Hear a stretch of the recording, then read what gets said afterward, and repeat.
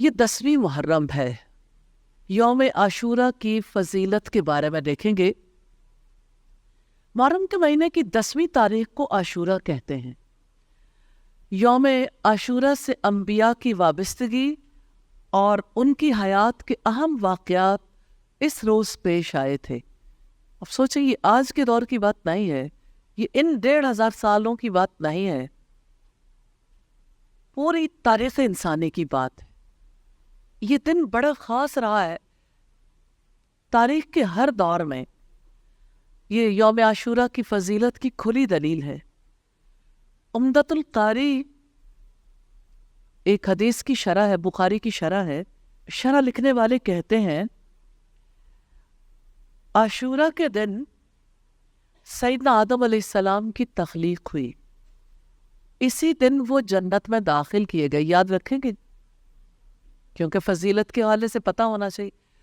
زمین و آسمان بنانے سے پہلے اللہ تعالیٰ نے اس مہینے کو حرمت والا قرار دیا، تو جب محرم کا 10ویں کا دن تھا، اس دن اللہ تعالیٰ نے حضرت آدم علیہ السلام کو پیدا کیا، اور اسی دن وہ جنت میں داخل کیے گئے۔ اسی دن ان کی توبہ قبول ہوئی۔ اس کا یہ مطلب نہیں کہ وہ سیم ڈے تھا، پتہ نہیں کتنا عرصہ بعد، کب یہ سارا سلسلہ ہوا اللہ تعالیٰ جانتا ہے، ہمیں نہیں بتایا، لیکن دن 10ویں کا تھا، مہینہ محرم کا تھا۔ آدم علیہ السلام جب جنت میں گئے، جب انہوں نے توبہ کی تو توبہ قبول ہوئی۔ یہی دن تھا جب نوح علیہ السلام کی کشتی بھی جودی پہاڑ پر آ ٹھہری تھی۔ آپ امیجن کر سکتے ہیں جن دنوں کو اللہ تعالیٰ چاہے برکت والا قرار دیتے۔ اسی دن سیدنا ابراہیم علیہ السلام پیدا ہوئے۔ ابراہیم علیہ السلام کی پیدائش اسی دن وہ نمرود کی دہکتی ہوئی آگ میں ڈالے گئے۔ 10ویں کا دن کتنا امپورٹنٹ ہے۔ اسی دن سیدنا موسیٰ علیہ السلام اور ان کی قوم بنی اسرائیل کو فرعون کے مظالم سے نجات ملی، اور فرعون اپنے لشکر کے ساتھ دریائے نیل میں غرق ہو گیا۔ فرعون کی غرقابی 10 محرم کو ہوئی تھی۔ سیدنا ایوب علیہ السلام کو ان کی بیماری سے شفا 10 محرم کو ملی تھی۔ وہ بھی 10ویں کا دن تھا، محرم کا مہینہ تھا۔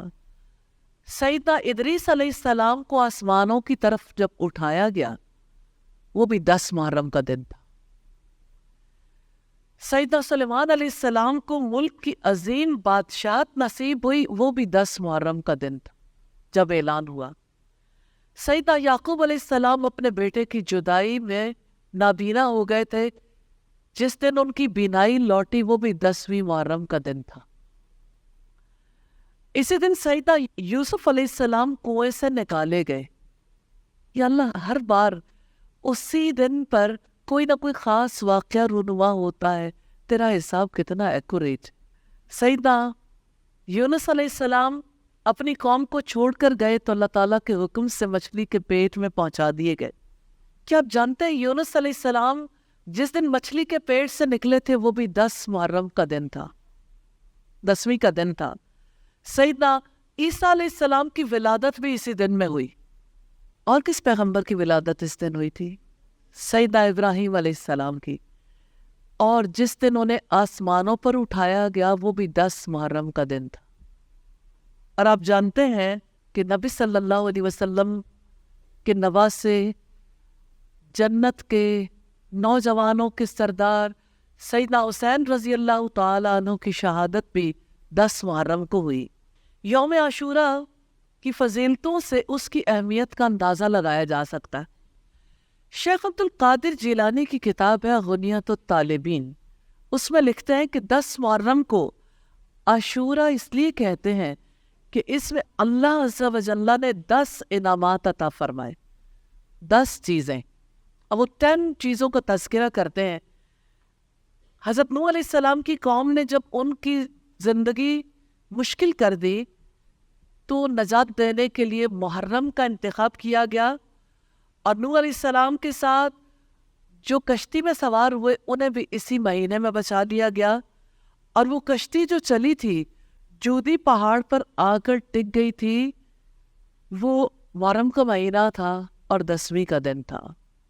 یونس علیہ السلام مچھلی کے پیٹ سے نکلے تو محرم کا مہینہ تھا۔ یہ مہینہ یونس علیہ السلام پر اللہ عز و جل کے انعامات، ان کی دعا کی قبولیت کا مہینہ تھا۔ ابراہیم علیہ السلام کو آگ میں ڈال دیا گیا تو اللہ تعالیٰ نے ان کے لیے آگ کو ٹھنڈا کر دیا، یہ بھی 10ویں محرم کا دن تھا۔ سیدنا موسیٰ علیہ السلام کو اللہ تعالیٰ نے فرعونیوں سے نجات دلائی، وہ بھی محرم کا مہینہ تھا اور 10ویں کا دن تھا۔ اور فرعون کو غرق کیا، وہ بھی یہی دن تھا، عاشورہ کا دن۔ حضرت عیسیٰ علیہ السلام کو آسمانوں پر اٹھایا گیا، وہ بھی عاشورہ کا دن تھا۔ نبی صلی اللہ علیہ وسلم کو اللہ تعالیٰ نے مکہ کے کافروں سے نجات عطا کی تھی، وہ بھی محرم کا مہینہ تھا۔